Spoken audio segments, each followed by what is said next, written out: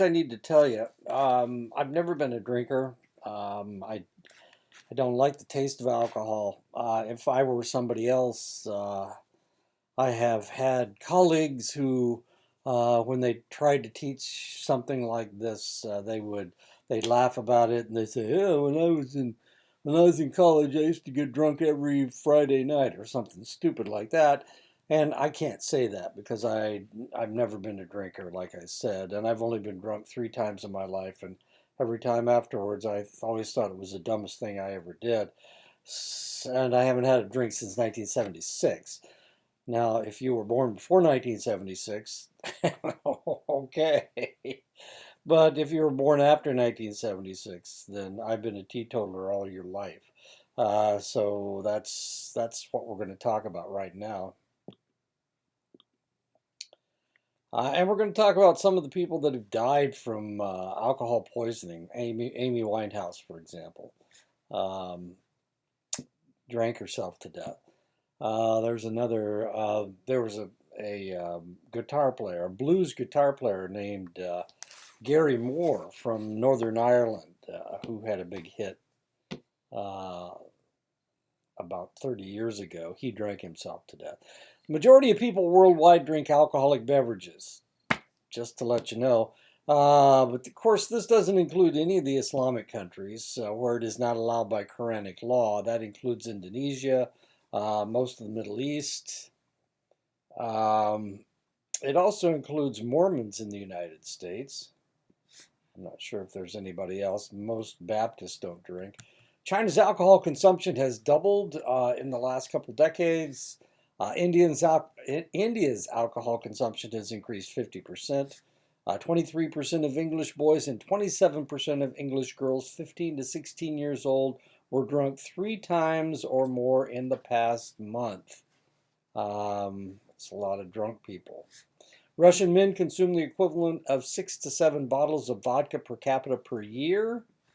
75,000 alcoholics are homeless in Japan out of a total of 100,000 homeless people in Japan. Around the world, more than 2 million people died due to alcohol last year. Um, this is a statistic that seems to be fairly consistent. Of course, with the pandemic, things may change. There may be actually more people dying from alcohol consumption. Approximately 10% of all diseases and injuries around the world were a direct result of alcohol abuse. Last month, at least 126 million Americans, 52% of all Americans 12 and older, had at least one beer, one glass of wine, or one cocktail. 16 million of those of this group are considered heavy drinkers. 16 million. More than two-thirds of the 11 million American college students at four-year colleges had one drink and more than two-thirds of those drinkers had 5 or more drinks on at least one occasion in the past year. About 6.2% of 8th grade students, 18.5% of 10th grade students, and 30% of 12th grade students have been drunk in the United States. Yesterday, about $250 million was spent at bars, restaurants, and liquor stores for alcoholic beverages in the United States. Yesterday, 7,500 brides and grooms were toasted with champagne in the United States. It actually may be more than that because yesterday was Tuesday, and there were a lot of people that got married on Tuesday, so they could remember what year and what day they were married. The 22nd of March in 2020 in 2022. 2/2/22. 5 2s. 25 to 30% of all hospital admissions in the United States were due to direct or indirect medical complications from alcohol. And having worked in medicine, this is one of the things that irritates medical personnel more than anything else, is the fact that a lot of times you're treating people with cancer, you're treating people with injuries because of a car accident. Um, you're treating people for a lot of different reasons, and one of the most irritating is something that they could have that they voluntarily did. It's like jumping off a two-story building, and breaking your leg. You didn't have to do it.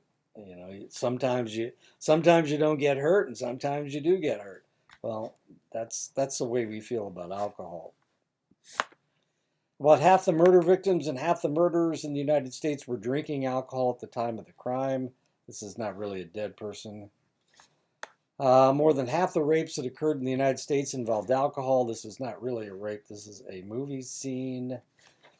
About half of American adults have a close family member who has or has had alcoholism, and that is true of my family as well. That's especially true of my wife's family. She seems to be the only one that's not an alcoholic in her family. Of all of her cousins, her brother, her sister wasn't an alcoholic, but her sister died about 6 years ago. Her mom, her dad was a heavy drinker. Her uncle was a drunk. Her grandfather was an alcoholic on her mother's side. She had an aunt that committed suicide due to it.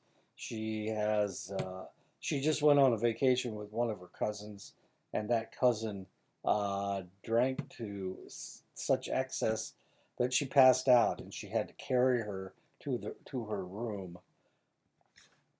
In the United States, 2,700,000 crime victims reported that the offender had been drinking alcohol prior to committing the crime. Every year, alcohol abuse and addiction cost businesses, the judicial system, medical facilities, and the United States more than $184 billion, or more than $638 for every man, woman, and child. And I don't know about you, but since I don't drink, this kind of irritates me that I have to pay $638 just because people can't drink responsibly. Alcohol may be as old as civilized man. Evidence of fermented beverages have been found in China that are at least 9,000 years old. A beer recipe was found in the ancient Mesopotamia that dates back 7,400 years. Alcohol has been used as a reward for the pyramid builders, as food, grain-enriched beer, and we're going to find out that sub-Saharan Africa, they drink a beer-soaked, they drink beer, and it has grain soaked in it, so it's enriched. As a cure-all, laudanum is alcohol mixed with opium. As a sacrament in both the Jewish and Christian religions. My wife is a Presbyterian, and she runs communion, and they don't drink wine. They drink a fruit juice. Water substitute with the contaminated water supply in Europe, and if you've ever been to Europe, you can't drink the water. And one of the reasons you can't drink their water is because they use their rivers as sewers, and they've done this for several thousand years, and because of that, the water is so contaminated you can't drink it. Social lubricant, whenever and wherever it's used, as a tranquilizer for whoever uses it, and as a source of taxes, it is especially heavily taxed in the United States and in Europe, and we're going to talk about that taxation in just a moment. Throughout history, alcohol has been banned for its negative effects on its users. 2,650 years ago, alcohol was banned in China. 2,500 years ago, alcohol was banned by select Buddhist sects. The ban continues to this day. The gin epidemic found 20 million gallons of gin being manufactured per year. The death toll was enormous. It was controlled by heavy taxing in 1751, which reduced consumption. This was in England after gin was developed in the Netherlands, actually.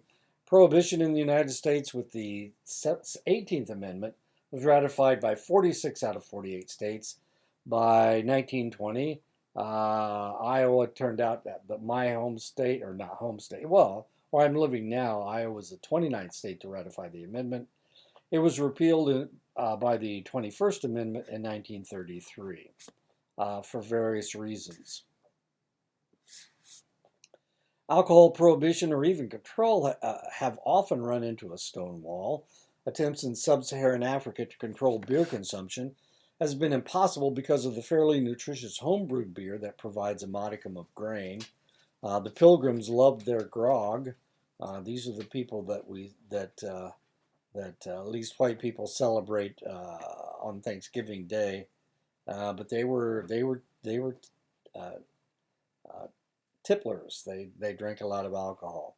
This idea followed through to the revolution as alcohol sales and taxation provided needed revenue to finance the war. Temperance began in the United States in 1840, but wasn't successful until 80 years later. Alcohol continues to provide a revenue for governments in the United States. The federal government taxes alcohol manufacturers $13.50 on each 180 proof gallon. The states average a little less than half of that much at $6.50, and that's why alcohol is so expensive, because your state taxes it and so does the federal government. Beer and wine are taxed differently. About a nickel a drink goes to the federal government per beer. Wine is taxed by alcoholic content. 14% or less is taxed at 21 cents per fifth. 14 to 21% is taxed at 31 cents per fifth, and 21 to 24% is taxed at 62% per fifth. Naturally sparkling wine is taxed at 67 cents per fifth, and artificially carbonated wine is taxed at 65 cents per fifth. Why do we call it a fifth? Because it's a fifth of a gallon. Evidently, they had bottles that were a fifth of a gallon, and that's why they started distributing alcohol as a fifth of a gallon. I'm not exactly sure why they didn't use a quarter of a gallon, but they've always used a fifth. Well, they've used a fifth in my lifetime. I'm not exactly sure what they used before. Maybe any bottle that came along. There are hundreds of different alcohols, ranging from deeply poisonous to barely toxic. The alcohol that people drink is ethyl alcohol, grain alcohol, ethanol, or ETOH. And the reason I put in ETOH is because in the laboratory, we don't talk about ethanol, we don't talk about ethyl alcohol, we talk about ETOH, which is ethyl alcohol. So if we were doing a blood alcohol test, we would be doing a blood ETOH test. The next most common alcohol is methyl alcohol, wood alcohol, or methanol. Isopropyl alcohol or isopropanol is a solvent used in medicine, so that's what stinks in every time you go into a clinic or a hospital. That alcohol-y smell that you get is not drinkable alcohol, it's isopropanol. Butyl alcohol or butanol is used in industrial processes. Any beverage with over 2% alcohol is called an alcoholic beverage. All alcoholic beverages contain ethanol, but may acquire the other alcohols in the production process. Additions due to the production are called congeners, which add distinctive tastes, aromas, and colors to the beverage. Congeners may be acids, aldehydes, esters, ketones, phenols, or tannins. Some beverages add a number of congeners. Whiskey and brandy have the most, while beer and vodka have the least. The more congener in the beverage, the more severe the hangover. Methyl alcohol is fairly toxic and has a curious affinity for the optic nerve. During Prohibition in the United States, some bootleg manufacturers mistakenly added methanol to their beverages to increase the alcoholic content. The result was often blindness or, in extreme cases, death. Alcohol comes in three categories. Beer, which is produced when grain ferments. Usually it's barley or wheat that is the grain that we're fermenting. Wine is produced when fruit ferments, for example, grapes, plums, or peaches.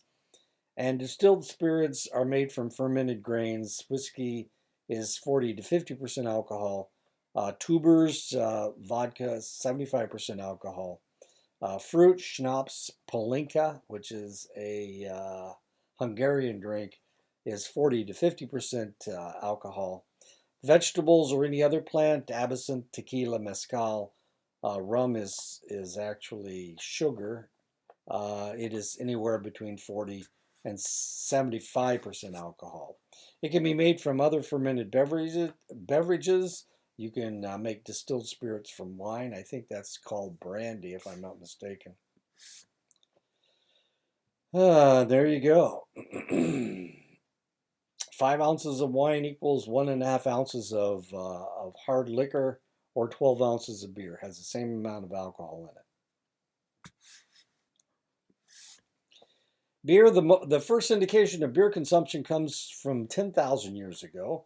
Beer is made from grains, usually barley, but sometimes wheat, which have been allowed to sprout and then crushed and fermented with hops and yeast. Ale is between 5 to 6% alcohol. Stout or Guinness and porter are other types of beers. Malt liquor, Colt 45, Mickey's, Old English 800, is between 6 and 9% alcohol. Lager beer, Budweiser, Coors, or Miller. Most of the beers in the United States are either Bock beers or lager beers. They're somewhere between 3.2 to 5% alcohol. Examples of Bock beer would be Hudepohl, Schänling, Michelob, Amber Bock. The Bock beers are real popular on the East Coast. Bock beers are a little bit more bitter. They have a bitter taste.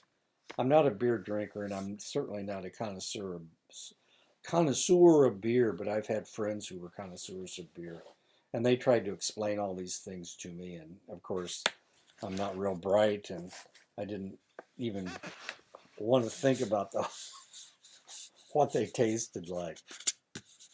I was stationed in Germany for 3 years, and they drank a lot. A lot of people drank a lot of beer in Germany. I never did. I didn't drink at all while I was in Germany. But they told me it was quite bitter. German beer is bitter. Wine is a fermented beverage from a fruit or grain. Most people think of wine as coming from grapes, but it can also be processed from rice, peaches, or plums. American wines tend to be stronger than European wines. American wines have between 12 to 14% alcohol. European wines contain 8 to 12% alcohol. Fortified wines have alcohol added and have 17 to 21% alcohol. Wine coolers contain juice and have around 6% alcohol. Distilled spirits are alcoholic beverages that go through a distillation process, concentrating the substance into ethyl alcohol. These spirits are almost always stronger than beer or wine. When this process was developed in Europe, the number of alcoholics on the continent exploded. When the immigrants came to the United States, they found it cheaper to transport their sugar as rum and their corn as whiskey.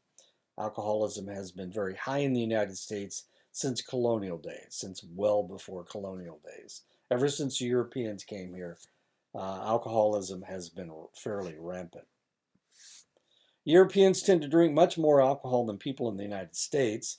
Americans drink 95 liters of beer per capita and 20 liters of wine. This is per year. Germans drink 131 liters of beer per capita and 22 liters of wine per year. Brits drink 103 liters of beer per capita and 13 liters of wine. The French drink 40 liters of beer per capita and 60 liters of wine. Italians drink 103 liters of beer per capita and 59 liters of wine. So Italians are the heaviest drinkers. Alcohol is absorbed all along the gastrointestinal tract. It's absorbed in your stomach, in your small intestine, and your colon. When I was in the military, we had to collect drug alcohols on people. We would draw their blood, and we would collect a urine specimen to see if they had any other drugs in their system. If they were really drunk, we had to be really careful, but sometimes you didn't think about how drunk somebody was. Usually they were trying not to act as drunk as they actually were. I'm laughing, but I really shouldn't be laughing. Anyway, one time we had this guy that came in. He claimed he wasn't that drunk. He wasn't that drunk. And so we took him into the bathroom to collect drug urine on him, and he couldn't go. And this was like at 2 o'clock in the morning. I was working graveyard. This was at Offutt Air Force Base. And we went back out and they said, we got to collect this urine. We got to take him to jail. So we need to get this urine so that we can get out of here. And I said, well, there's nothing I can do. I can't, stick you with a needle or anything. You already have your blood alcohol test. They said, well, we need to drug urine. So they gave him a glass of water. And, and I was thinking at the time, well, this isn't the best thing in the world. Um, and lo and behold, he went into the bathroom, and the water had pulled some of the alcohol out of his stomach, and it had gone back into his system, and he passed out. He was that drunk. He was so drunk that when he drank the water, it pulled the alcohol out of the walls of his stomach, and he passed out. And of course, then the cops had to take him up. The emergency guys from the emergency room came down and they put him on a gurney and took him upstairs. And they had to wait for him to collect a urine specimen anyway. But about 4 o'clock, he came to some extent. He was right there at the urinal trying to collect a specimen, and he just dropped like a sack of potatoes, and he hit his forehead on the edge of the urinal, which isn't the greatest place in the world to hit your head, I guess. But he was out. Didn't bleed. That was a weird part. Until they got him upstairs and he started to come to. He started to bleed from. He had a bruise underneath the skin, and he had a cut to some extent, but it didn't bleed at all. And then he was in shock to some extent. So they put him on the gurney, took him upstairs, and actually he started bleeding after he started coming to. I had to go back up about 4 o'clock and get his drug urine. That was fun. He was mad at me, like I had anything to do with it. It's the cops that gave him the water. But we didn't do that again. We just waited. We weren't going to make that same mistake. Alcohol is absorbed all along the gastrointestinal tract and the stomach. That's what I was just talking about. The small intestines, if most of his alcohol had been in the small intestines, the water wouldn't have bothered him that much. And of course, in the colon. That's later on after it's already cleared through your system primarily. In men, 10 to 20% of the alcohol is absorbed by the stomach, whereas women absorb no alcohol in their stomachs. So if it had been a female and we had given her water, she would have passed out almost right away. Most of men's alcohol and almost all of women's alcohol is absorbed through capillaries in the wall of the small intestine. Because of the different processing of alcohol for males and females, a woman who consumes the same amount of alcohol and weighs the same as a man will still maintain 30% more alcohol in her bloodstream. Women have a greater problem than men because women have a lower percentage of body water to dilute the alcohol. Women have less alcohol dehydrogenase in their stomachs to break down alcohol. Women's hormonal fluctuations can make them more or less susceptible to alcohol's effects. Women absorb more alcohol during their premenstrual period than at any other times during their cycle. Alcohol does greater damage to women than men. Female alcoholics have death rates 50 to 100% higher than male alcoholics. The alcohol that is absorbed into the bloodstream is partially metabolized by the liver.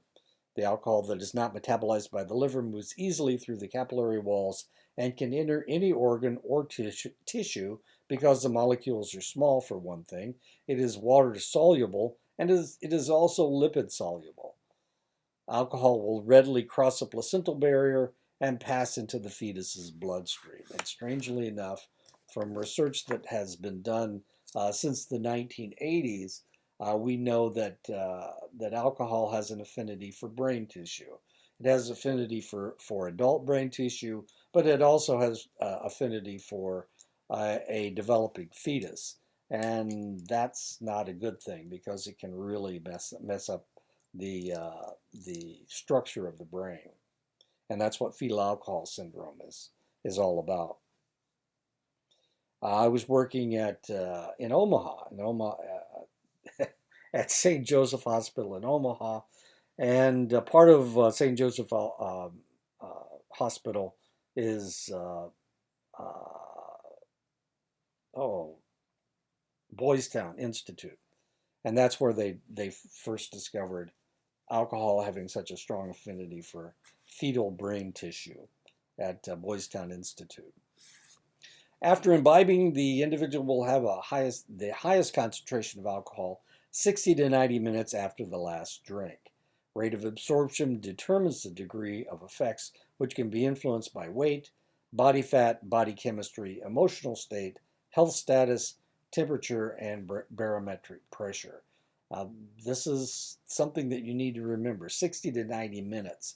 So after somebody's chug-a-lug their 12th beer of the night, they're pretty drunk, but they will be even drunker in an hour or so.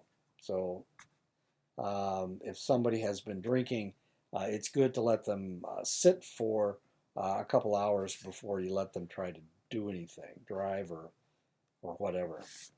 Absorption and drunkenness can be increased by increasing the volume or rate of drinking, drinking on an empty stomach, using high alcohol percentage drinks, drinking carbonated beverages, and this is one of the reasons why you drink liquor with tonic water or pop,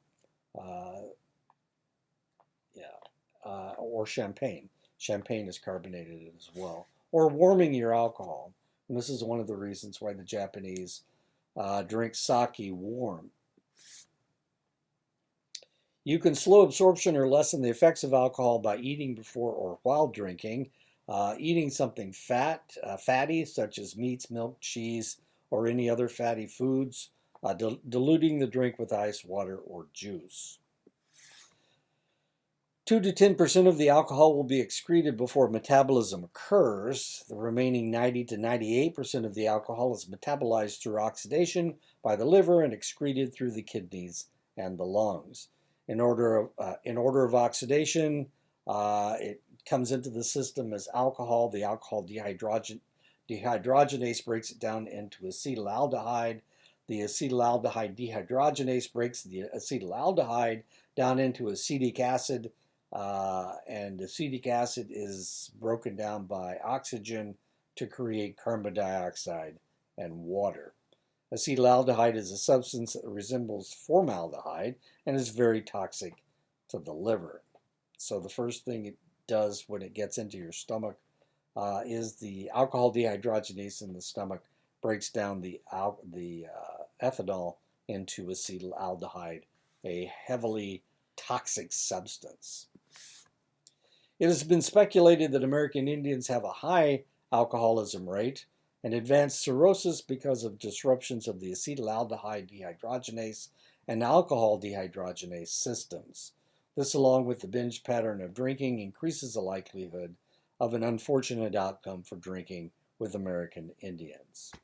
And of course, I think that's not, she's native, but I think that is John Belushi. Sure looks like John Belushi. Maybe it's not. Individuals may use home remedies to keep from getting drunk. Aspirin inhibits metabolism of alcohol, and when used as a prophylactic to lessen the possibility of a hangover, actually causes the individual to become drunk faster. Now, this is really kind of interesting because when I was in the service, in between, I was married when I joined the service, but my wife left me a couple of years after I was in. So I was a single parent for about 5 years. And in between that time, I dated other individuals. And then one of the individuals I dated was a nurse, and she was quite attractive and a lot of fun, but she drank a lot, and I didn't drink at all. I wasn't drinking at all at this point because I had 2 kids to take care of. I certainly didn't want to do that. Anyway, this was her trick. When she went out to drink, and she did this once or twice a week, she would take a handful of aspirin before she went out. And she was doing this to keep from getting drunk. That was her idea. That it lessened her hangover, is what she said. But the reality was that of course it didn't work. Got her drunk faster. She had a fairly high tolerance for alcohol. But the other thing it did, aspirin, of course, dilutes your blood, and that's exactly what happened to her. So she had a brother in Vietnam at the time, and she wanted to give blood, and she went down to give blood, and they wouldn't take it because she was anemic to some, not severely anemic, but she was anemic enough that they wouldn't take her blood. The other thing that happened was her menstrual cycle became more and more prolonged the longer that she did this, and it was kind of a really silly thing to do, take all that aspirin and drink so much alcohol. And I never married her. Well, I guess I could have, but I didn't. I don't think I don't think she would have married me. I never asked her, okay? I married somebody else. And then I divorced them and married somebody else. The reality is that blood is metabolized by the body at a fairly steady rate, about 1 ounce every 3 hours. That's about 1.5 drinks every 3 hours. It takes about 20 minutes before the alcohol is passed into the intestines and has started to affect the brain. In most states, a blood alcohol level of 0.08 is considered legal intoxication. For truck drivers, it is half that level, and pilots it is 1/4 that level. England's legal limit is 0.04, and you wonder, well, geez, if all of these 15 and 16-year-olds are getting drunk every night, why aren't they getting arrested? That's because this has to do with driving, and England is not as large as the United States, and most people don't drive, or they do drive, but they don't. They take public transportation, which is prevalent in England. Norway's limit is 0.10. However, if you ever have a DUI in Norway, they take your driver's license away forever. It is the death penalty for your driver's license. And also in Norway, there's a lot of public transportation, so most people don't drive or have to drive. The rest of Europe is 0.025, and just like England and Norway, most people live in towns.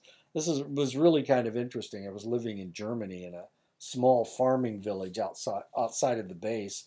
My wife was stationed at Zweibrücken, I was at Ramstein, and we lived in Zweibrücken, and we lived in a small town. Everybody lived in town. There were no houses, out in the middle of the forest. That's not the way it worked. One of the reasons that if you ever read a German fairy tale and there's a house out in the middle of the woods, it's such a big deal. England, they do that, but in Germany, they didn't. Even the farmers would live in town, and then when they went out to work their fields, they would get in their tractor and they would drive their tractor out to the fields from the village. So they all came home to the village every night, as weird as that may sound. So the reality is that Europeans all live in villages. It's one of the reasons why Europeans were so scared of the forest when they came to the United States. They weren't used to it because in Europe, everybody lived in a village. And of course, when there were marauders around and invading armies, everybody had to live in a walled place to protect themselves. So there were no farms that were out. It just didn't work that way. In Australia, the legal limit is 0.05, so it's a little bit less than it is in the United States. Australia has very similar living arrangements that they have in Europe. Small amounts of ethanol or even infrequent bouts of intoxication have little, if any, effect, if any negative effect. So social drinking isn't the worst thing in the world that you can do. No level of alcohol use is safe for someone who is pregnant, of course. That alcohol goes right to the baby's brain. Any mental or physical problems that an individual has can be aggravated by alcohol.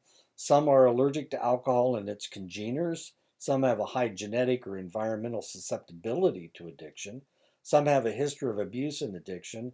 Alcohol increases the probability of breast cancer. Okay, so what was I going to talk about? Oh, when I was at Ashford, this I had I had a student who would come to me and brag about how she drank all these guys under the table.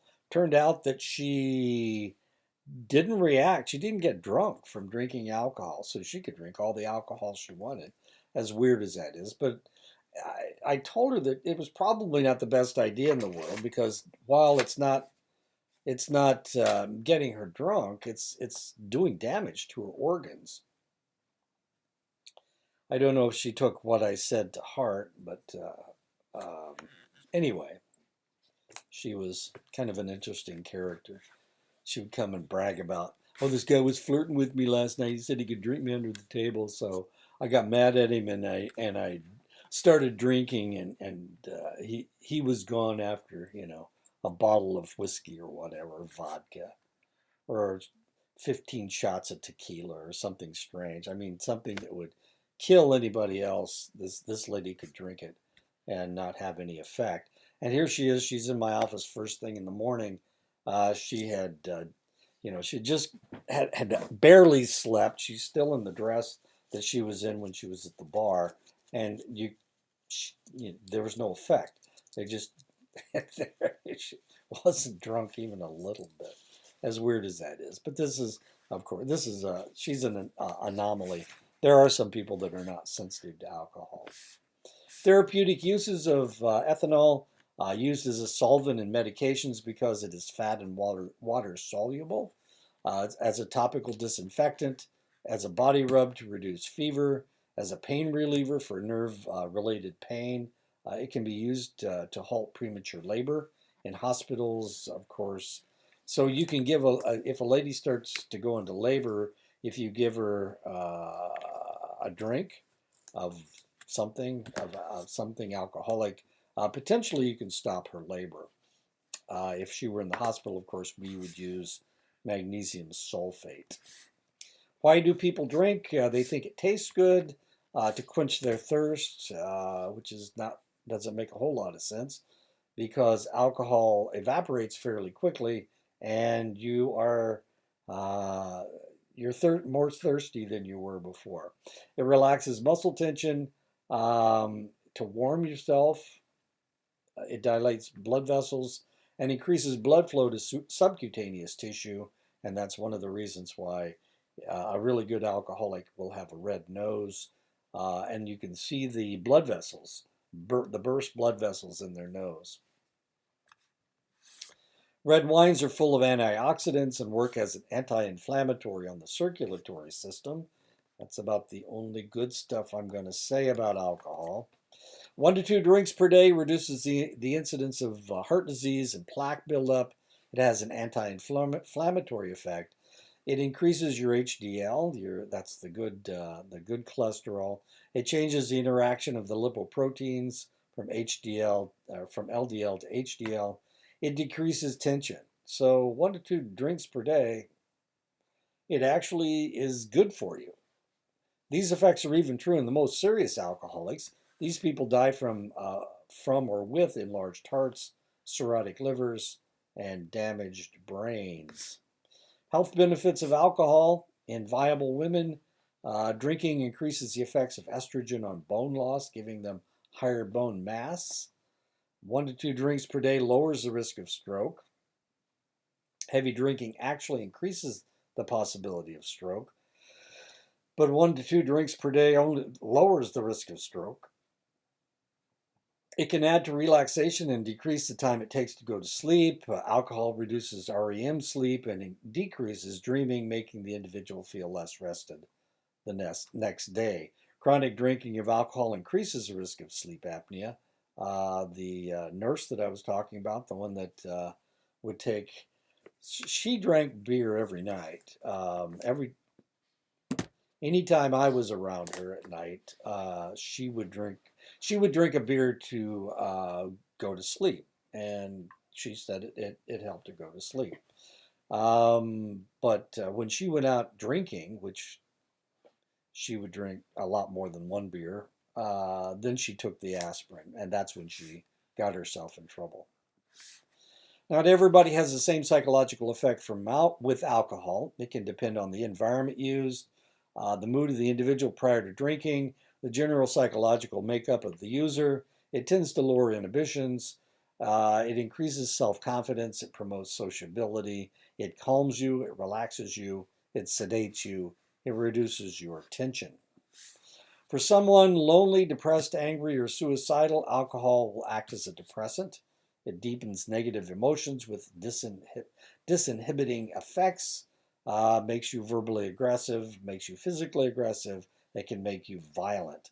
Even low to moderate doses can impair judgment when driving and result in vehicular crashes. It can lead to high-risk sexual activity. Neurotransmitters affected by alcohol. Initially, it causes a release of serotonin, raising your mood. Excess use depletes serotonin, causing depression. Dopamine is released, giving a surge of pleasure. This is due to the D1, D2, and D3 receptor sites in the mesolimbic reward pathway. It causes a release of norepinephrine, resulting in positive mood and raised self-esteem. Medenkephalin is released, reducing pain. Glutamate is released. The glutamate release is pleasurable, reinforcing drinking. Endorphins and anandamides are released, reinforcing the drinking. NMDA receptors are inhibited, impairing your memory. GABA is released, lowering inhibitions and slowing the brain. So we can see why all the things that we talk about when people are drunk, we can see why they happen, why people can't remember what they did, why they had lowered inhibitions. It's the GABA that lowers your inhibitions. It deadens pain with endorphins and glutamate. And then anandamides, same stuff that is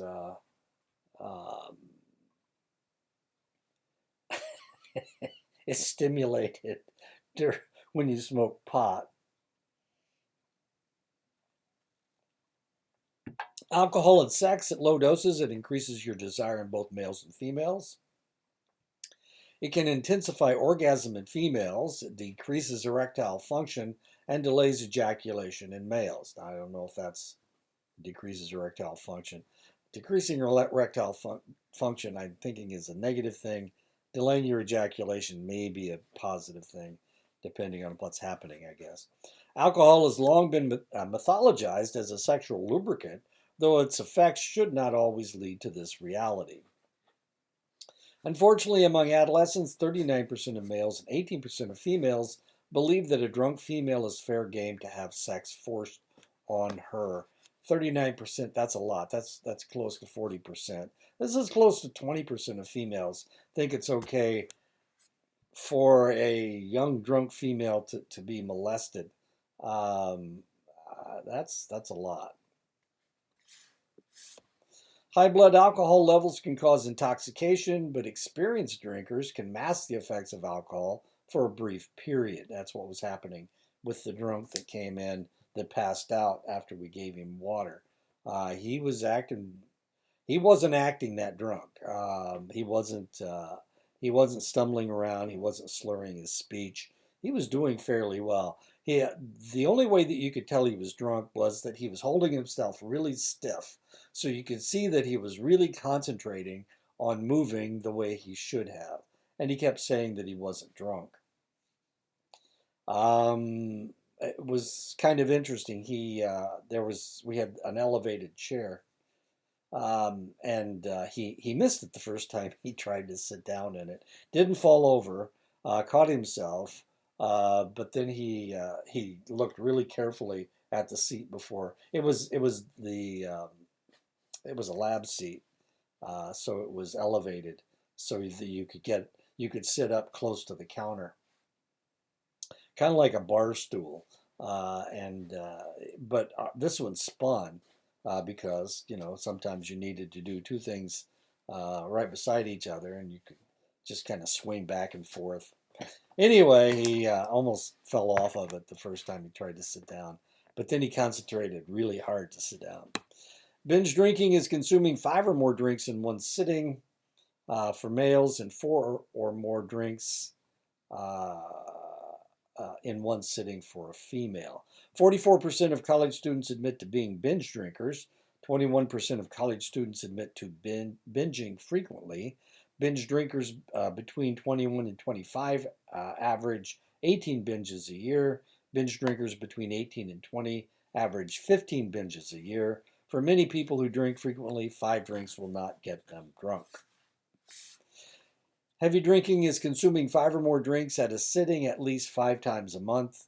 With heavy consumption, the drinker can no longer control their mood from the alcohol. The depressant effect takes over, blood pressure is lowered, motor reflexes slow, digestion and nutrient absorption becomes inefficient, body heat escapes rapidly because of chronically dilated blood vessels, sexual performance becomes unlikely, speech slurs, muscle coordination becomes questionable, alertness decreases. High doses of alcohol, a blood alcohol test of 0.12 may cause mental confusion, mood swings, loss of judgment, emotional turbulence, slurred speech, loss of emotional control, disturbed REM sleep and dreaming, fatigue during the day, insomnia at night, bedwetting, apnea in the form of snoring. Alcohol consumed at high doses rapidly can lead to alcohol poisoning at a blood alcohol test level of 0.40. Remember, 0.08 is considered too much alcohol for driving. This will, in the United States, this will cause a depression to the central nervous system. The individual will become unconscious. They'll go into a coma. They will suffer from respiratory arrest, cardiac failure, and then death. Now the problem is, and I've seen these. This is alcohol poisoning. We average about 2,000 alcohol poisonings a year. Usually it's with teenagers that drink way too much. Fraternities have been closed because they force people to drink, a bottle of tequila or whatever. And it turns out, you saw how long it takes all this stuff to get into your system. You can take your drink and it's not really going to enter your small intestine for about 20 minutes. It's going to take 20 minutes for it to get out of your stomach and into your small intestine. And of course, some of it will be broken down by your alcohol dehydrogenase, but it takes 20 minutes to get into your system. Now, if somebody's forcing you to drink excess amounts of alcohol, then you could potentially consume that whole bottle in 20 minutes.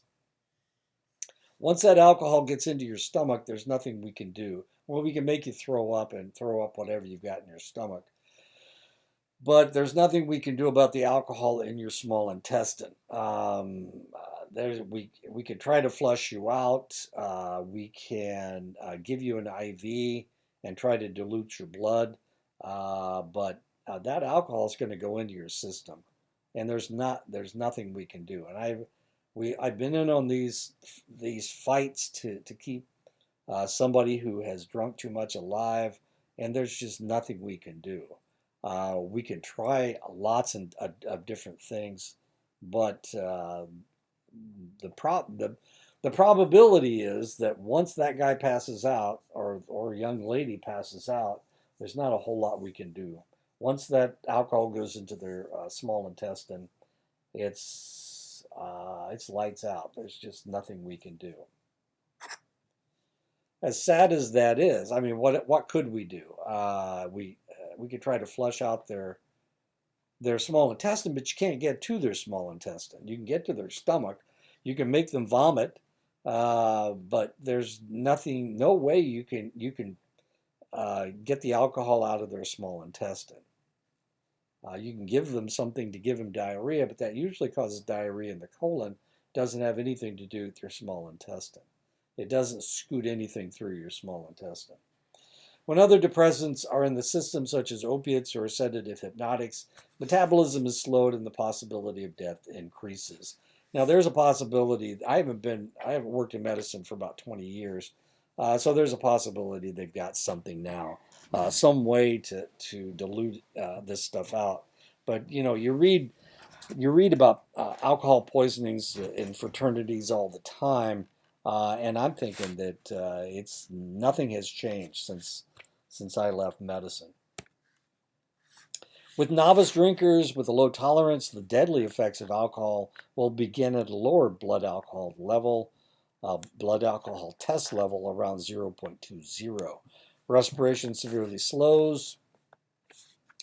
The abuser goes into a semi-conscious state. Vomiting occurs, but that's only the stuff in your stomach. Doesn't have anything to do with your small intestine. The abuser may aspirate vomitus, blocking the lungs or leading to the introduction of the acidic substance contaminating the lung tissue. The result may be pneumonia or death. About 1/3 of all drinkers and 2/3 of all drunks experience blackouts. During blackouts, a person seems to act normally and is awake, but afterward cannot recall anything that was said or done. Blackouts are caused by an electrochemical disruption in the brain. Even a small amount of alcohol might lead to a blackout. Blackouts are considered an early indication of alcoholism. A partial recall of events is known as a brownout. Okay. Researchers have found several explanations for blackouts. The EEGs of individuals who black out show a dampening of the P3 and P300 brain waves. Women who had suffered a sexual trauma at an early age were more likely to drink and were more likely to black out when they did drink. Researchers have found that alcohol greatly disrupts the activity of the CA1 region of the hippocampus. The CA1 region of the hippocampus facilitates the formation of memory. Alcohol also disrupts the NMDA receptor in the hippocampus. This receptor allows for long-term memory to be formed. Now we know that blackouts are genetic, and there are select groups of indigenous people that have this, the gene that allows for blackouts. And they are primarily up on the northern plains. No one is quite sure why hangovers occur. It has been speculated that the more congeners in the alcohol, the more likely the individual will suffer from a hangover, though even pure alcohol will leave someone with a hangover. Alcohol does irritate the stomach lining, and this might contribute to the intestinal symptoms. Other symptoms and results include low blood sugar, dehydration, tissue degradation. The bottom line, however, is that the more alcohol consumed, the more severe the hangover. Hangovers are the most severe many hours after the alcohol has been completely eliminated from the system. Nausea, vomiting, headache, thirst, dizziness, mood disturbances, abbreviated sleep, sensitivity to light, sensitivity to noise, dry mouth, inability to concentrate, a general depressed feeling. Chronic high-dose users are the most likely to suffer from hangovers. And as you can see, this guy has his head in a puddle of water. The best way to control the side effects of alcohol is to control the amount of alcohol consumed. The elimination of alcohol from the system is a constant. 0.25 to 0.33 ounces of alcohol eliminated per hour. If you remember, you can eliminate an ounce of alcohol in about 3 hours. Hangovers are caused by an imbalance of hormones, of enzymes, body fluids, and body systems. Until these come back into equilibrium, the symptoms will persist. Body fluids and sugar levels can be replaced with fruit juices. Analgesics can reduce the headache pain. Nothing works on hormones. Nothing works on body systems. Nothing works on enzymes. Recovery can only come with time and rest. Tylenol should be avoided because it can do additional liver damage when alcohol is present in the system. So you need to use either aspirin or Advil. Ibuprofen.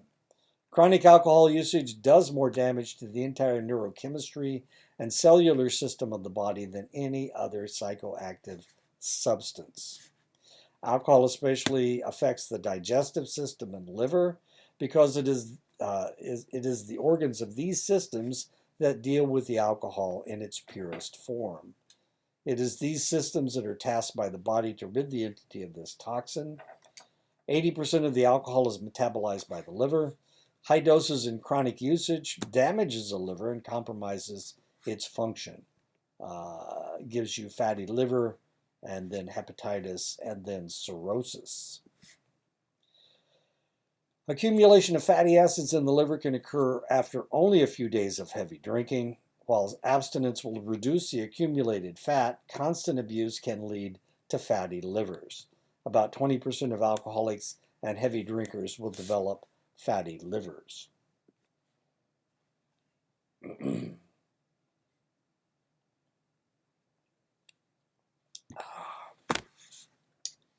Fatty liver is just one possible outcome. 10 to 35% of heavy drinkers develop alcoholic hepatitis. Hepatitis is an inflammation of the liver which can result in formation of scar tissue, fibrosis, cell death, necrosis, and damage to membranes. This condition is characterized by jaundice, liver enlargement, tenderness, and pain. Abstinence is the only cure, but the liver damage is permanent. When heavy drinking leads to excessive fibrosis and necrosis, the condition is referred to as cirrhosis. Cirrhosis is the leading cause of death among alcoholics. About 12,000 Americans die every year from cirrhosis of the liver.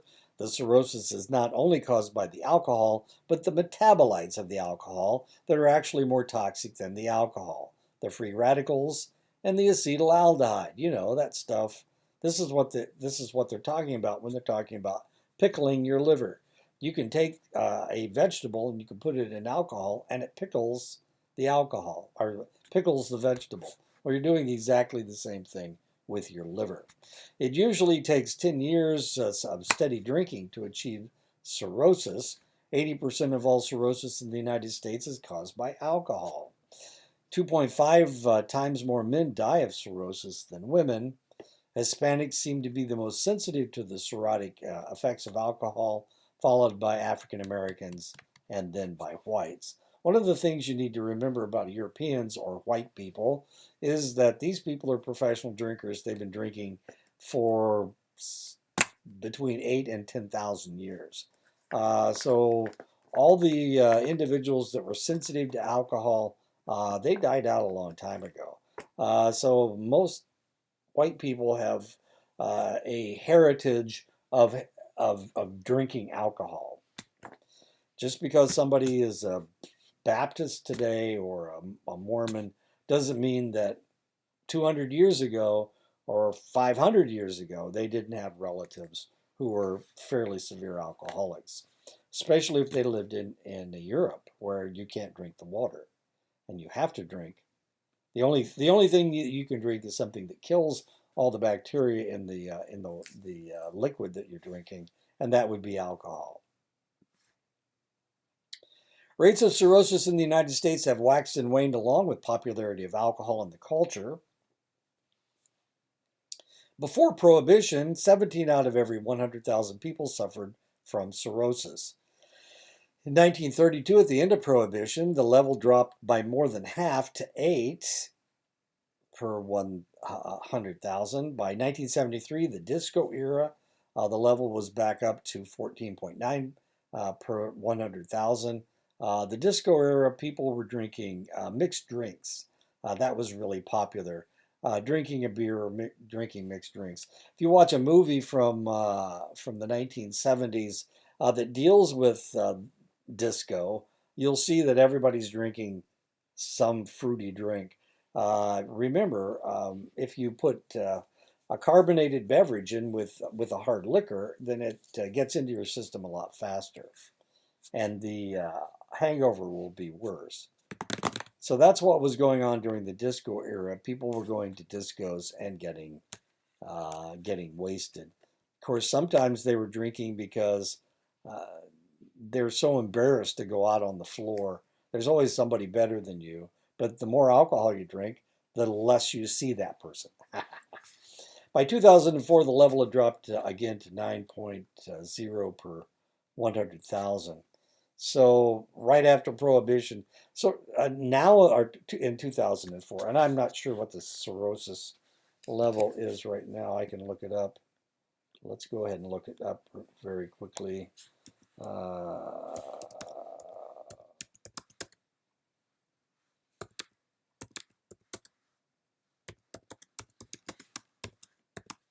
see if we can get that information. Prevalence of cirrhosis in the United States was approximately 0.27%, corresponding to 633,000 adults. 69% reported they were unaware of having liver disease. What country has the highest cirrhosis rate? Egypt, followed by Moldova, had the highest age standard cirrhosis mortality, 27.7 and 21.2 deaths per 100,000. How about cirrhosis rate? Let's see what in the United States. I got the same information. Liver site. Let's see if that gives us 1 in 400 adults. So that's what? 400 divided into 100,000. It's 4 into 1,000 or 250. My brain's not working. Okay. I can figure this out. 1 in 400. That's 2 in 800. 3 in 1,200. Oh, this will take forever. 1,600. 5 in 2,000.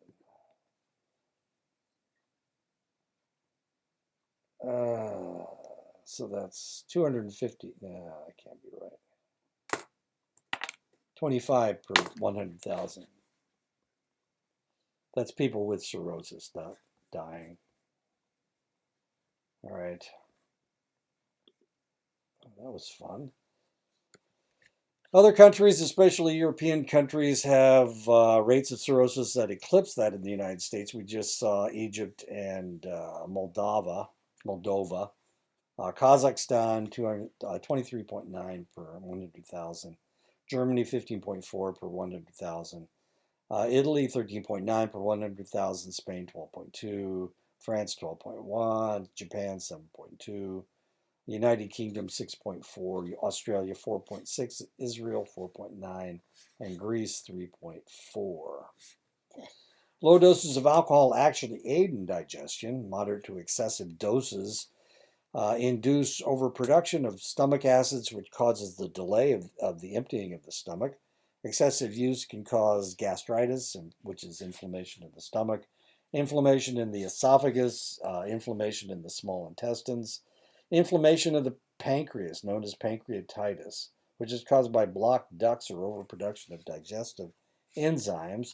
It can give you ulcers, it can give you stomach hemorrhages, gastrointestinal bleeding, and cancer. Where am I? There I am. Okay. I'm about halfway through. Ooh, there we go. Once upon a time, we were working with an alcoholic. This is when I was in the service, and he had pancreatitis that turned into an abscess. Well, abscesses are wounds that won't heal, and that's what he had on his pancreas. Now, your pancreas, a lot of stuff happens with your pancreas. Your pancreas is where your insulin comes from, And that's, of course, you can't, if you destroy the pancreas, you can't really survive. Not at that time, anyway. This was back in the 70s. And he had an abscess on his pancreas, and of course, it had eaten all the way through his skin, and he had this god awful wound on his gut, an open abscess into his pancreas. So we sent him away. We sent him to a hospital where we sent terminal patient. When we sent somebody down there, it's usually because they weren't coming back. But he did come back, and the way he did it was by exercising. He gave up drinking and he started exercising, and he still had that hole in his stomach, or hole in his over by his pancreas, but it had healed over, and he ran every day with this god awful scar on his abdomen. Another alcohol related story. This was when I was in the service. I was working graveyard again. This guy started bleeding. He had bleeding ulcers from drinking too much. He was a high ranking sergeant, and he had these bleeding ulcers. And they told him if this ever happened again, he's costing the government lots and lots of money because he was an alcoholic. He was a alcoholic that didn't want to stop drinking, and so he came in and he was bleeding, and the only way we could stop him from it was a bleeding ulcer in his stomach, and the only way we could stop him was to force him to eat to swallow ice chips, and it cooled his stomach, and we kept pumping blood into him. And all night long, we pumped blood into that guy, and we made him eat his ice chips. And he's yelling, "Let me out of here! Let me out of here!" That kind of thing. Um, but we used up all the blood in the blood bank. I was the one that had cross match all the blood. They would order 4 units of blood, and it takes about an hour and a half to cross match blood. And by the time I was done and taking it upstairs, they had already used all the blood the other 4 units of blood. So I stayed late. Now in the military, there's no such thing as overtime. You're there whenever you're there, and of course I was pretty tired. I had worked from 5 o'clock the night before. Usually you work 5 to 8, and then you did this twice a week. Well, I worked, instead of working 5 to 8, I worked 5 to 12. So I worked an extra 4 hours because I was cross matching blood. And once you start cross matching blood, you can't stop. Anyway, so we used all the blood in the blood bank, and we had to order more blood. And I was up for 4 extra hours. I was dead tired. And came back the next next time I came back in. He was back in, and this time he had another bleeding ulcer. They had let him. They had stopped the bleeding. He had checked himself out of the hospital, and he'd gone out drinking, and he had burst that thing again. This time he didn't. He didn't make it. We tried the same thing again, but it just wasn't working. He had ripped himself open. What a goofball. Anyway, all these horrible things can happen to you. Strangely, you can live on alcohol as each drink carries about 150 calories, but it tends to be poor nutritionally as there are few vitamins, minerals, or proteins. Heavy drinkers may receive half their calories but little nutrition from their drinking. B1 deficiencies can lead to beriberi, heart disease, peripheral nerve degeneration, pellagra, scurvy, and anemia. Pellagra is a gum disease. With heavy usage, intestinal complications may occur, which can result in secondary malnutrition, where nutrient absorption is impaired. Alcohol is so toxic that the liver must work overtime to rid the body of its effects. Unfortunately, the other important, I'm telling you all these stories about things that I've seen in the hospital. I haven't told you nearly all of them that I have seen, especially in the emergency room. Now you can understand why I really don't appreciate people who get drunk and have to be taken care of by the medical community. It's it's kind of irritating. Unfortunately, the other important function of the liver is to store glucose for emergencies in the form of glycogen. With the stress of metabolizing alcohol, the liver is too busy to produce and store glycogen. Because of this, alcoholics may suffer from hypoglycemia, especially if they are drinking their sustenance. They will develop hypoglycemia. Hypoglycemia makes, there are psychological effects from hypoglycemia. You look depressed. You can look erratic. Your behavior can look erratic. You can look schizophrenic. So that's never any fun. If the individual is taking insufficient nutrition, the extra carbohydrates and the alcohol can cause diabetes, hyperglycemia. Light to moderate drinking of alcohol actually can help the heart. Chronic heavy drinking can lead to heart disease by a factor of 6 times, hypertension by a factor of 2 to 3 times, cardiac arrhythmia, cardiomyopathy, and large, flabby, inefficient heart. Alcohol damages the striated muscles of the heart. The hearts of heavy drinkers is often twice the size of a normal heart. 80% of heavy drinkers have heart muscle abnormalities, though only 2% suffer from full-blown alcoholic heart muscle disease. You can develop strokes and other intracranial bleeding, usually within 24 hours of heavy drinking. So it looks like it had something to do with your drinking bout. Alcohol kills brain cells by limiting the brain's ability to use glucose and oxygen, though low to moderate doses don't seem to cause permanent damage. Heavy doses cause direct damage to the nerve cells. Malnutrition caused by alcohol will not only damage brain cells, but brain chemistry as well. Brain atrophy has been documented in up to 100% of alcoholic autopsies, and I've seen it myself in autopsies. We had we had this general that came in, and we did the autopsy, and I worked for a pathologist that always took the brain out, and so we took this guy's brain out, and it was small. It was really small, and he said, well, he was a drinker. He was a pretty heavy drinker, and I'll tell you what, that was, the skull was one size, and it looked like a fist inside a basketball. It was that bad almost. Dementia is a result of prolonged heavy drinking as well.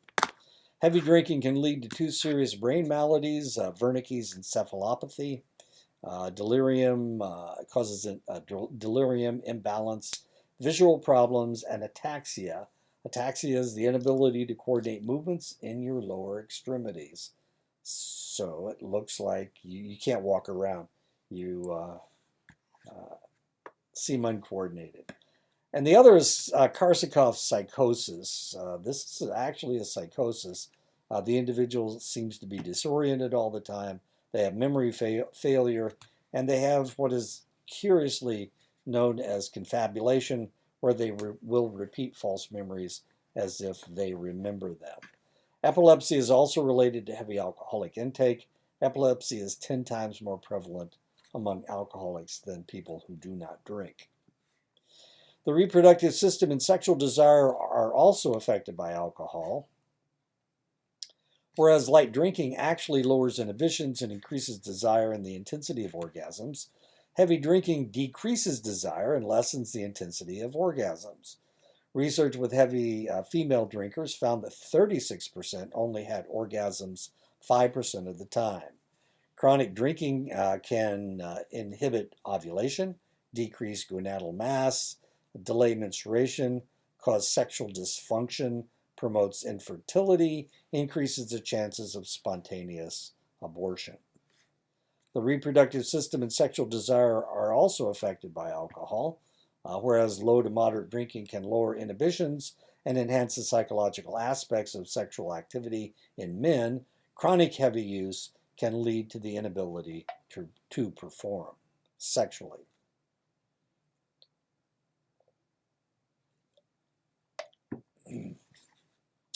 Research found that 71% of alcoholics suffered from erectile dysfunction compared to only 7% of abstainers. Chronic heavy usage leads to a lowered testosterone and an increased estrogen level. Male breast will enlarge. Now, this is something most people don't realize. You think of men who drink as sexy. Ooh, these guys are sexy. But the more they drink, the lower their testosterone. Not only that, it raises your estrogen level. So they are converting from being male, having a high testosterone and a low estrogen level, to being female, having a low testosterone and a high estrogen level. It causes male breast enlargement, testicular atrophy, a low sperm count, a loss of body hair, and a loss of sexual desire. Performance anxiety, once sexual activity is resumed, is fairly common with these individuals. The most serious effect may be social drinkers tend to socialize mainly in bars and at parties where normal sexual relationships are circumspect. So this is the last guy in the world you want to pick up if you're looking for a good time. Don't pick up the heavy drinker. While the connection between breast cancer and drinking is questionable, the possibility of developing cancers in the area that come in contact with alcohol is 6 times greater than those who do not imbibe. Mouth cancer is common in heavy drinkers, throat cancer, esophageal cancer. These cancers are 7 times more likely for those who use tobacco but do not drink.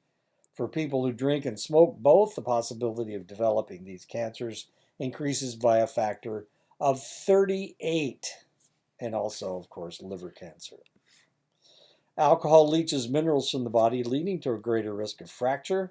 Myopathy, muscle inflammation can be caused by chronic imbalanced electrolytes due to alcohol consumption.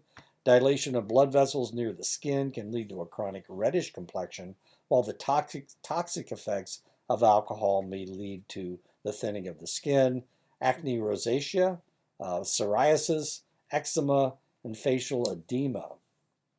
Heavy drinking disrupts the immune system, but especially the white blood cells, making the individual susceptible to infections, especially respiratory infections.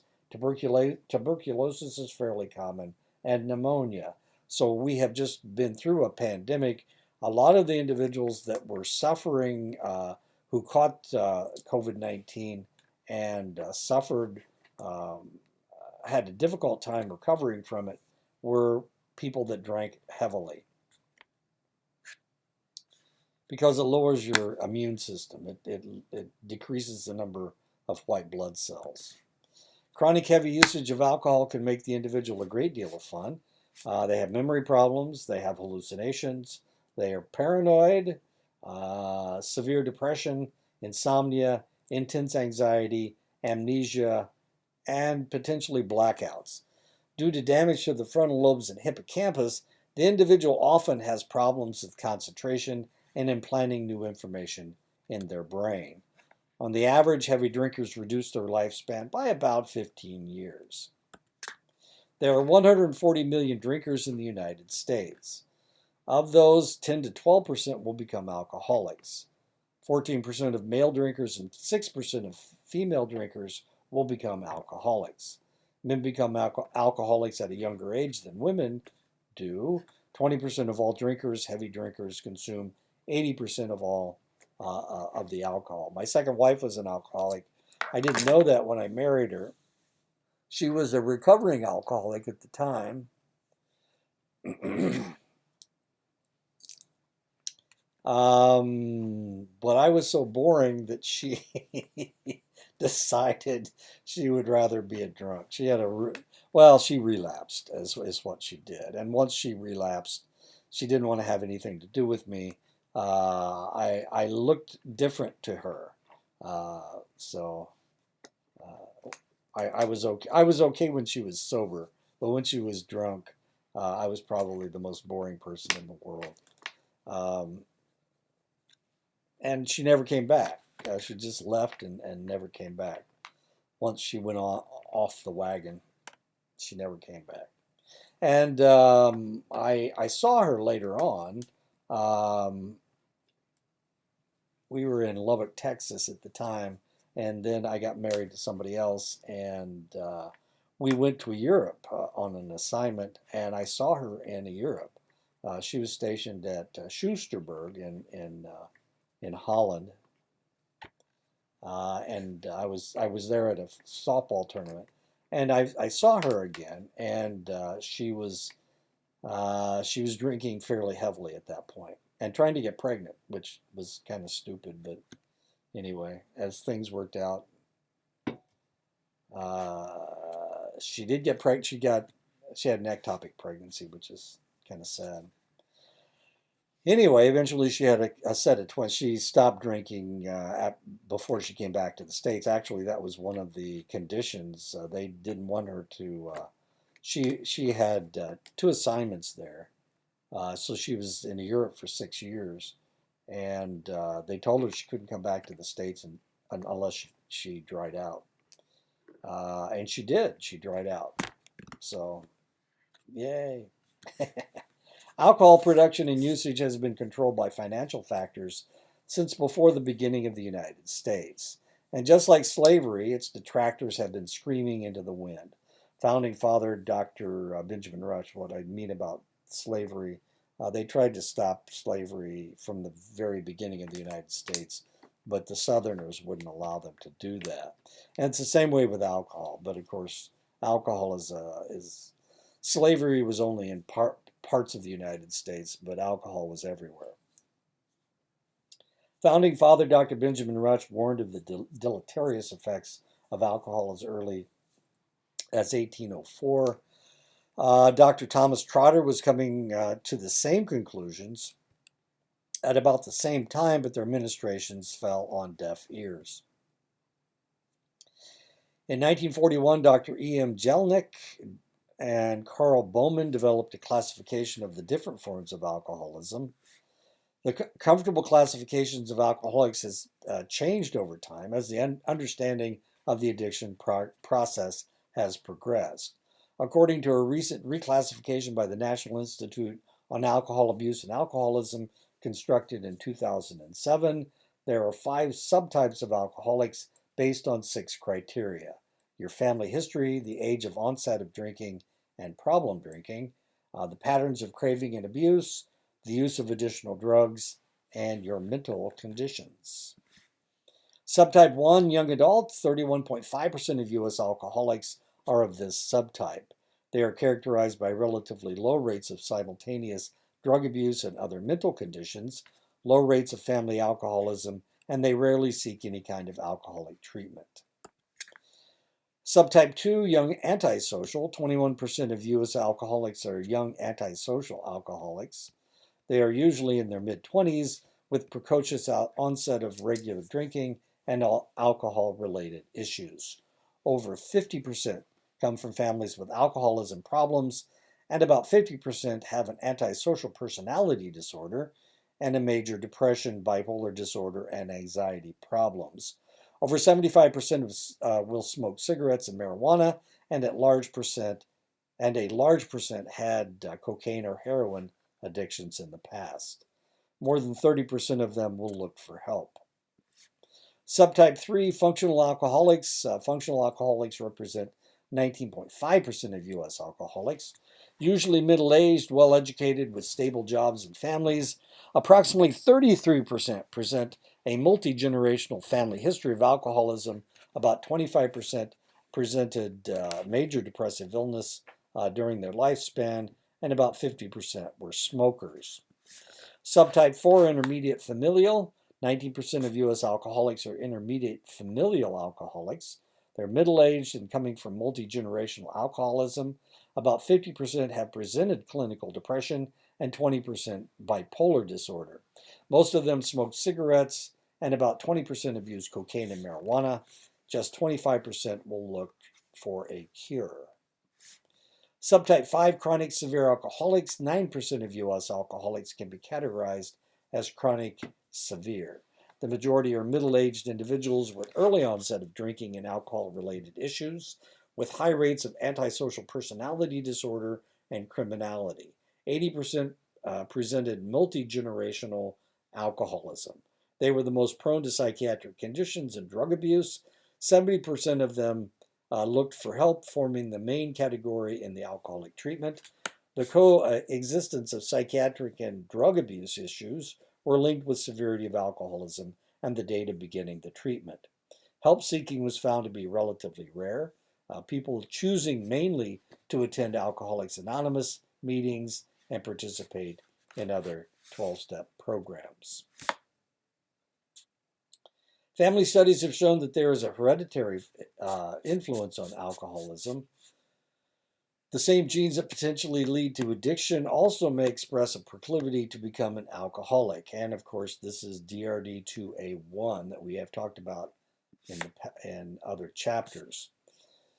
But people who drink may have several other genetic anomalies that might lead to alcoholism.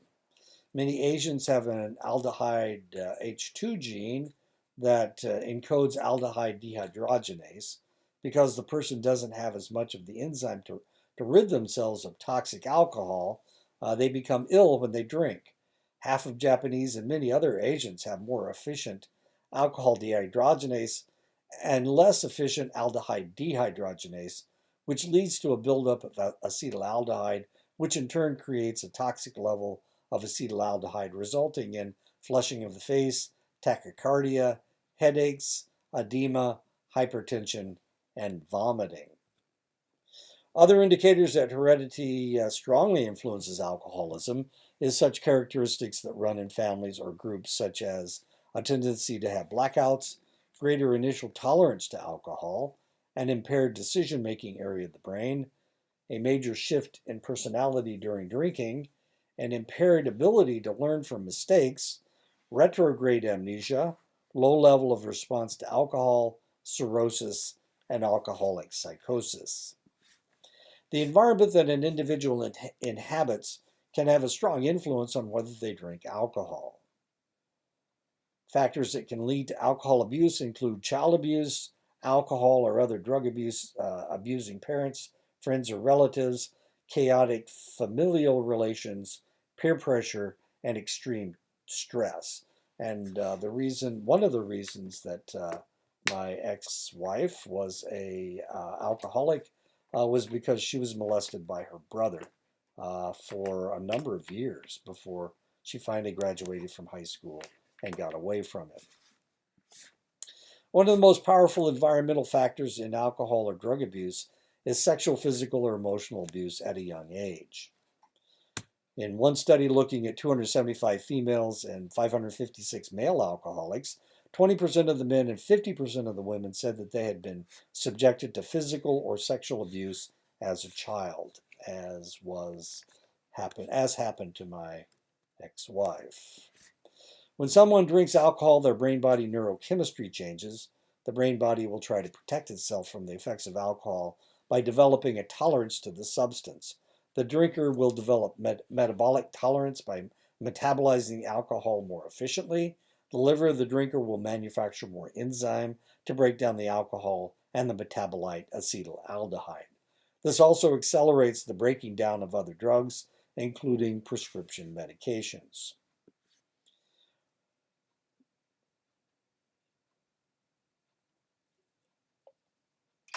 Pharmacodynamic tolerance takes place in the brain when brain neurons and other cells become resistant to the effects of alcohol by increasing the number of receptor sites for GABA in the brain, becoming less sensitive to alcohol. Behavioral tolerance occurs when the drinker learns to handle their liquor, changing their behavior to make it more acceptable and acting in a way to hide their drunkenness. Hangovers represent the individual's withdrawal reactions to the alcohol. 85 to 95% of those experiencing withdrawal will have only minor symptoms: rapid pulse, sweating, increased body temperature, hand tremors, anxiety, depression, insomnia, nausea, or vomiting.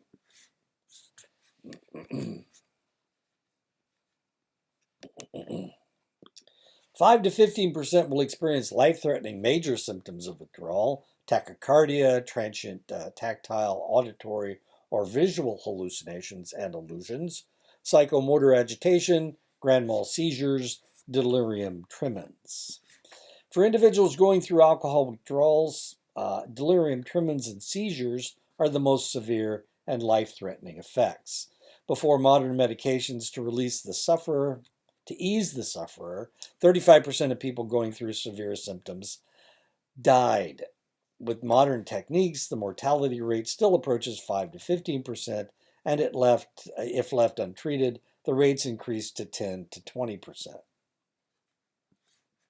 Delirium tremens usually begins 48 to 96 hours after the individual's last drink.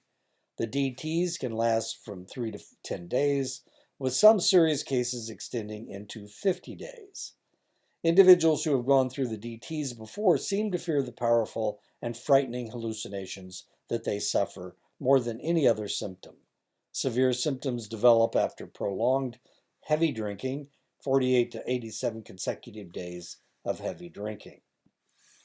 Drinking alcohol creates a neurotransmitter crisis in the brain because alcohol increases the effectiveness of GABA, which blocks the chemicals that induce energy. The person becomes drowsy and the bodily functions become depressed.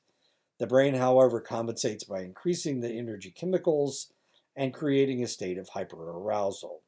When withdrawal takes place after heavy alcohol usage, the hyperproduction of the energy and feel-good chemicals reverses itself, and they are produced at lower levels than normal. Decrease of energy chemicals causes tachycardia, anxiety, increased muscular activity, hypertension, and seizures. The activity of serotonin is a good example. Serotonin is reduced 30% when heavy drinkers stop drinking, causing anxiety and depression during withdrawals. Over the last century, many sociological experiments have been conducted to reduce the effects of alcohol abuse, raising the drinking age, techniques to lower the child abuse in the home, limiting the sale of alcohol, working to lower the stress in everyday life. Most illicit drug users also drink. Most alcohol abusers use other drugs. A study in Europe in 2003 found that of 600 adolescent drug users, 80% used both marijuana and alcohol.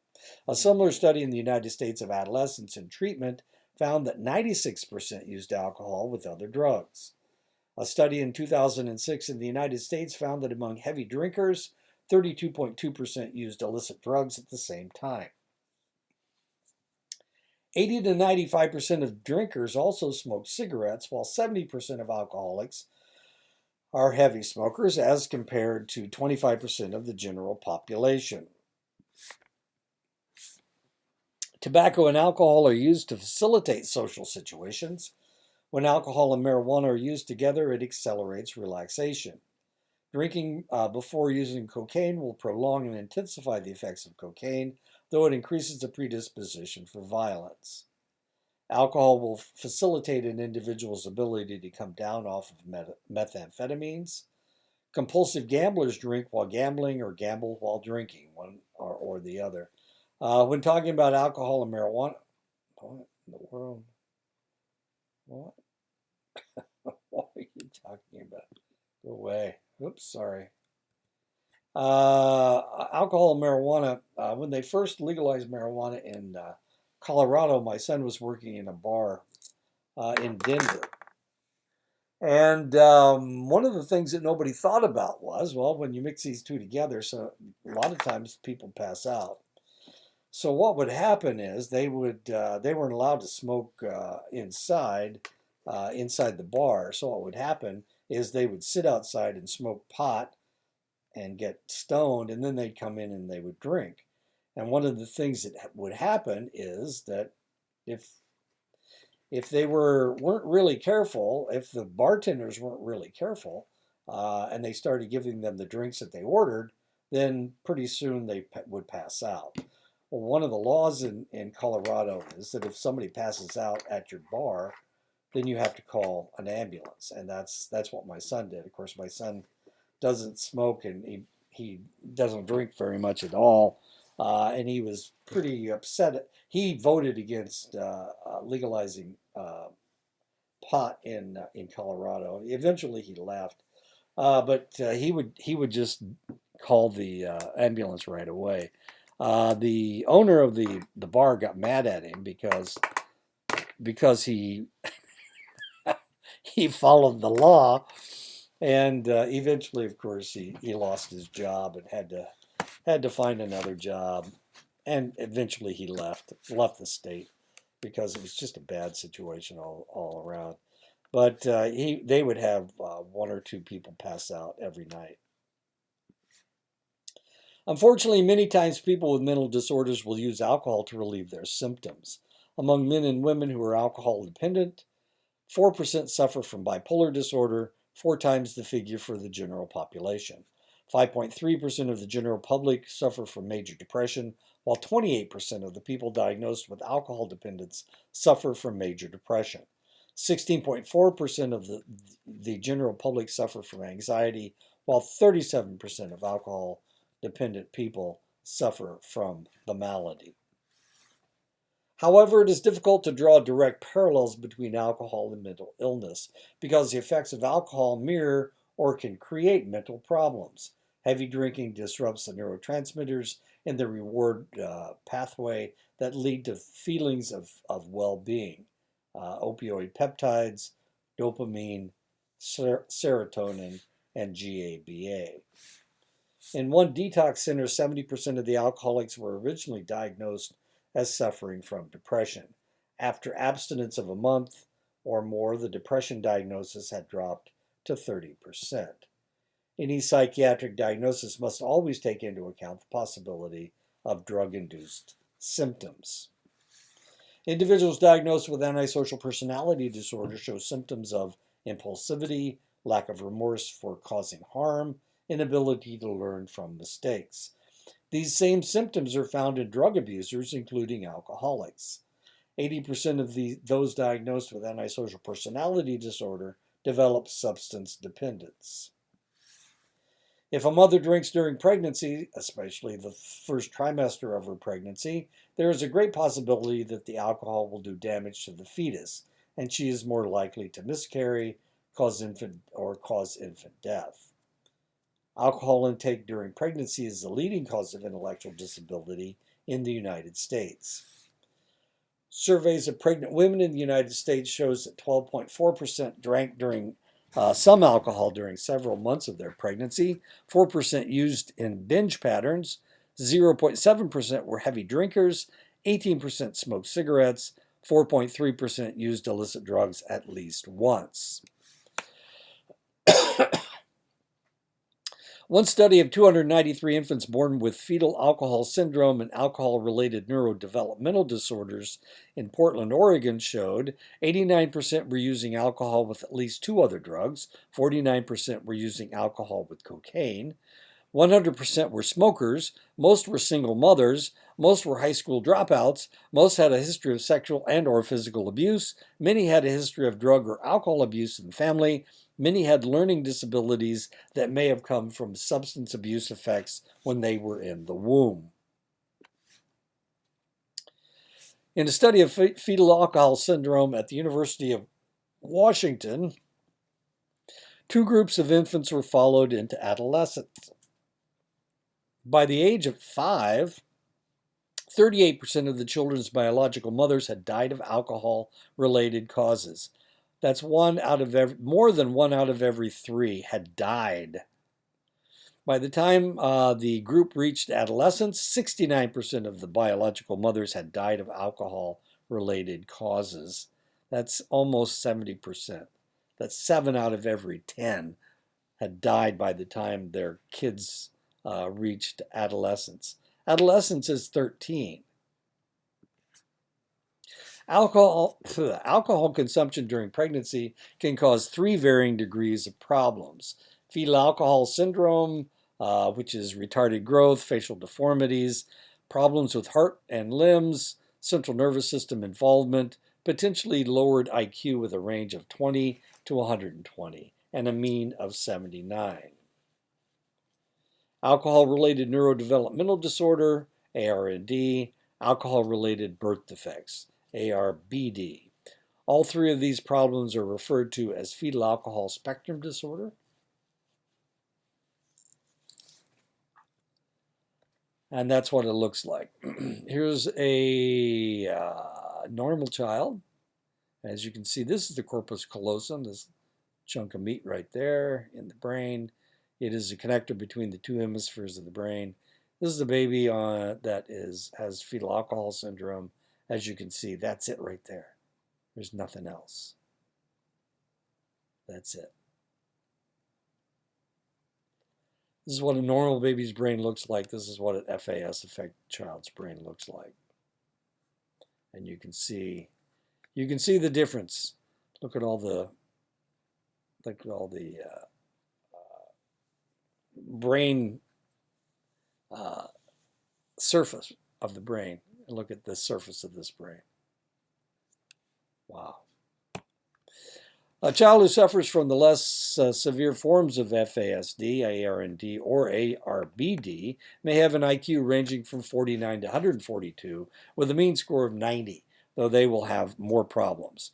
Difficulty with short-term memory, problems storing and retrieving information, difficulty forming links and making associations, problems making judgments and forming relationships, difficulty controlling temper and aggression, oversensitivity to bright lights, loud noises, sharp smells, textures, and tastes of food. Worldwide FAS rates range from 0.33 to 2.9 cases per 1,000 births, though the figures vary by country and the use of alcohol. In the United States, the rates are 0.2 to 1.5 per 100,000 or per 1,000 births. Asians and whites have 1 to 2 per 1,000. African Americans 6 per 1,000. American Indians 10 to 120 per 1,000, depending on the region and the tribe. The incidence of ARND and ARBD are about 3 times that of FAS in all groups in the United States. The most destructive time to consume alcohol for the fetus is the 3rd week through the 8th week of gestation, when the brain is forming. The corpus callosum is forming, the basal ganglia is forming, brain cell migration and organization are taking place. During the 2nd trimester, the facial features are forming and can be deformed by alcohol use. During the 3rd trimester, the hippocampus is forming, which might impair the encoding or visual and auditory hallucination information. The most destructive method of drinking for the fetus is to drink in a rapid manner. It is the concentration that is destructive, and drinking in that manner intensifies concentration.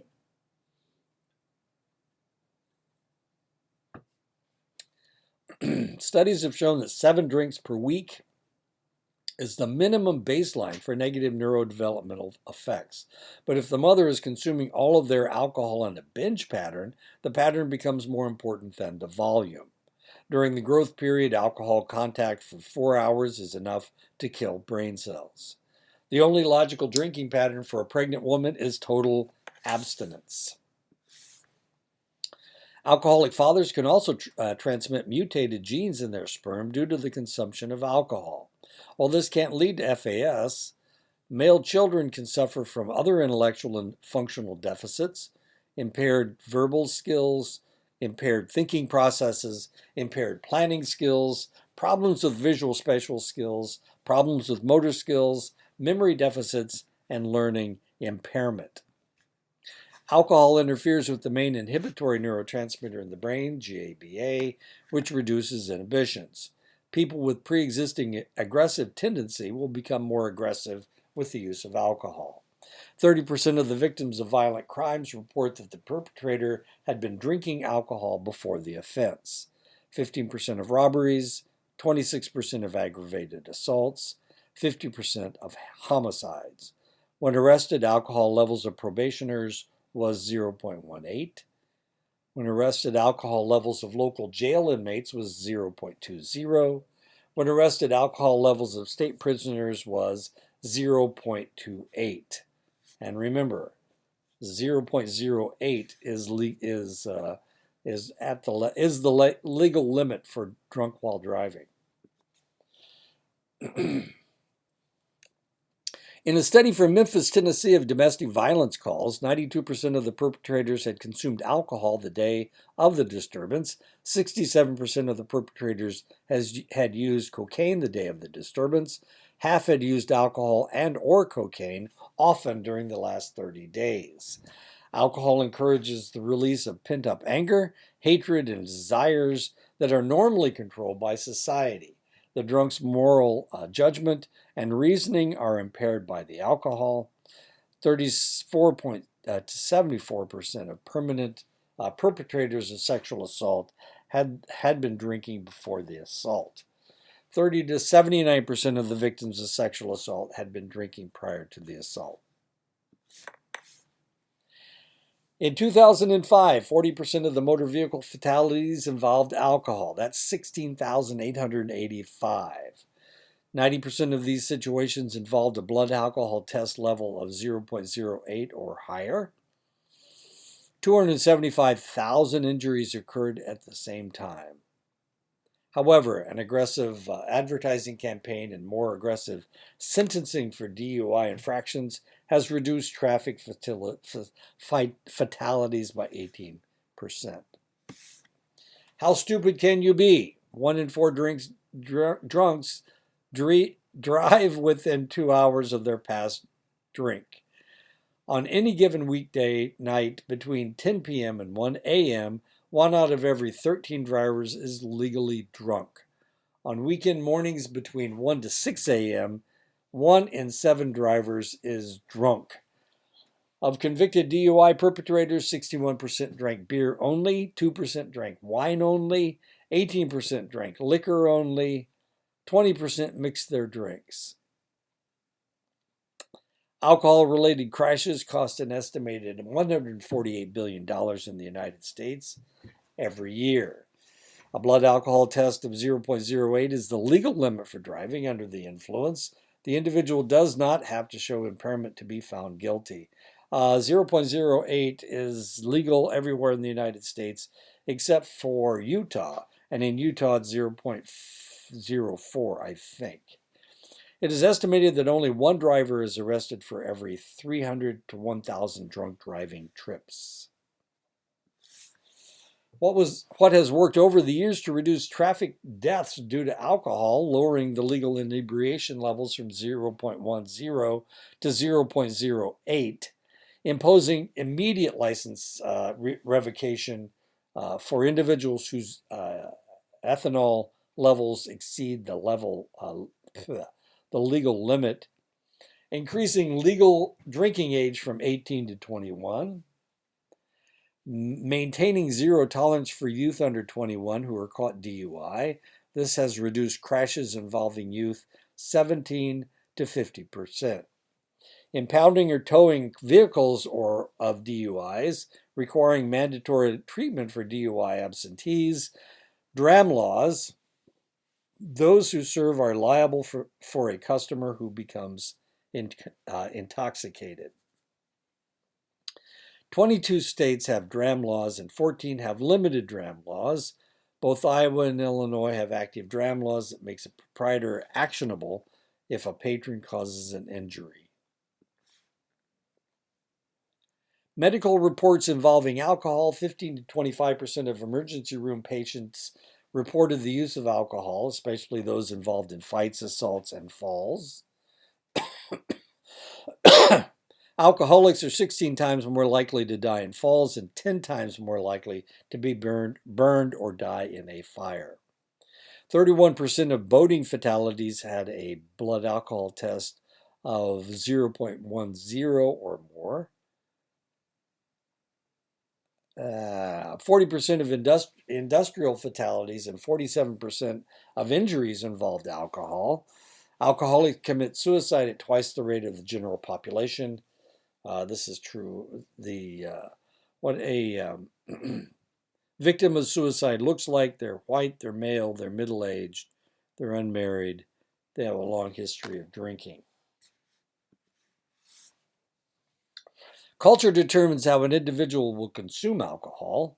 Wet cultures such as Austria, Belgium, France, Italy, and Switzerland sanction daily use of alcohol.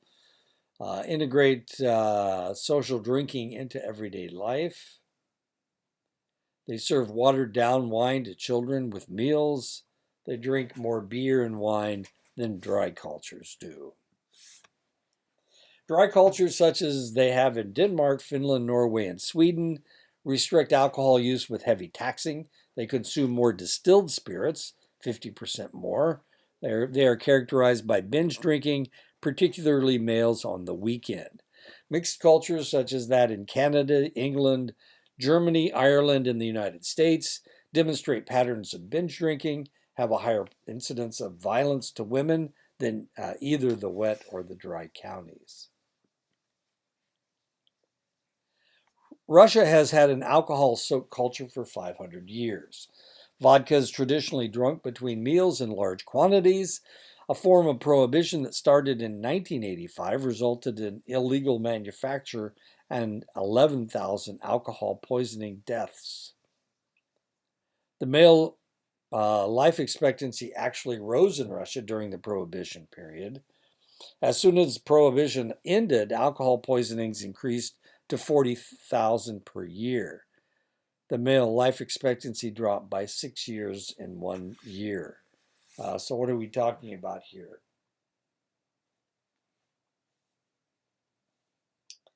We're talking about Prohibition working. We're talking about uh,